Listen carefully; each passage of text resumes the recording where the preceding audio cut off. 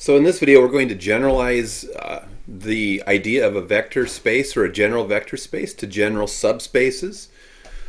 So just like you saw in homework 13, when we first worked with vector space, with the vector space Rn, we saw that if we had the vector space Rn and we then had a subset of the elements in that vector space, that we didn't need to show all of the properties held, we just needed to show that closure held. And so that's going to be the same thing that we need to do with these general subspaces. If we can establish that something is a vector space and then take a subset of that vector space, and we want to show that the subset is itself a vector space by itself or in its own right, in other words, we want to show it's a subspace, then we just need to show that the closure axioms hold. So in this example it says, show that the set of all polynomials of degree less than or equal to n is a vector space.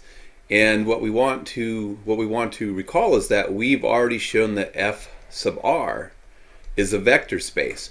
Remember, f sub r was the set of all functions whose domain was all real numbers and that mapped real numbers to real numbers, in other words had real number outputs, that the set of all such functions formed a vector space. So the polynomials happen to be a subset of that, right? Any polynomial that you have, the domain is negative infinity to infinity, so all real numbers. And when you put real numbers into a polynomial, you get real number outputs. So what we want to note is that polynomials of degree less than or equal to n are a subset of the vector space f sub r. So this is the first step, but it's a critical step, one that we have to do. Note that the set of polynomials of degree less than or equal to n is a subset of f sub r. So to establish then that polynomials of degree less than or equal to n is a vector space, we just need to show the closure axioms. So comma, therefore we need only show the closure axioms hold.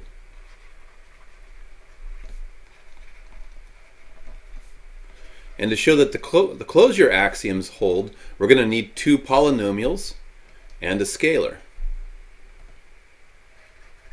So consider f of x equals, what's a polynomial look like? An nth degree polynomial looks like ax sub n plus dot dot dot plus all the way down through the constant term, which should be a sub n.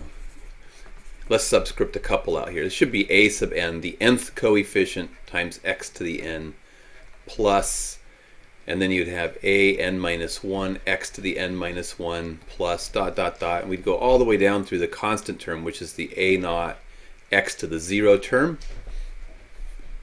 So consider the polynomial f of x, and g of x equals, let's do b sub n x to the n plus dot dot dot plus all the way down through the constant term, and our scalar c. So note that if we add f of x plus g of x, we're just adding our a sub n x to the n plus blah blah blah plus all the way down through a naught, plus our g is b sub n x to the n plus da da da plus b naught. And probably before I do this, I should note something else. So let's be more careful. We want to identify that the coefficients are allowed to be zeros. So where any a sub I, b sub I can equal 0,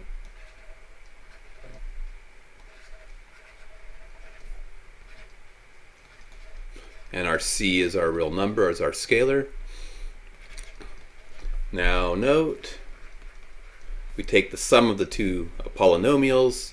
Here's the sum, and then we add the like terms. So we're going to get something that has the form a sub n plus b sub n times x to the n plus all the way down through just a naught plus b naught. And we want to notice that this is the degree n polynomial, or a degree less than or equal to n, depending on where, if any of the coefficients could be zeros. So which is a polynomial of degree less than or equal to n.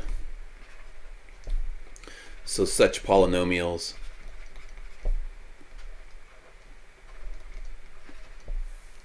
are closed under addition. Now consider multiplying the scalar times f of x, which is just going to be c times the polynomial a sub n x to the n plus dot dot dot plus a naught. And when we distribute, we just get c times a sub n as a coefficient on x to the n, all the way down through the last term is going to be the c times a naught term, c times a naught, which is also just a degree n polynomial, which is also, a degree less than or equal to n polynomial.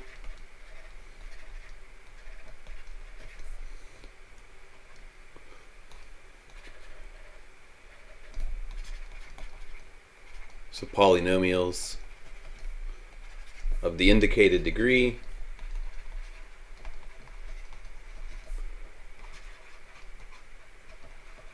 are also closed, getting a hand cramp here, also closed under scalar multiplication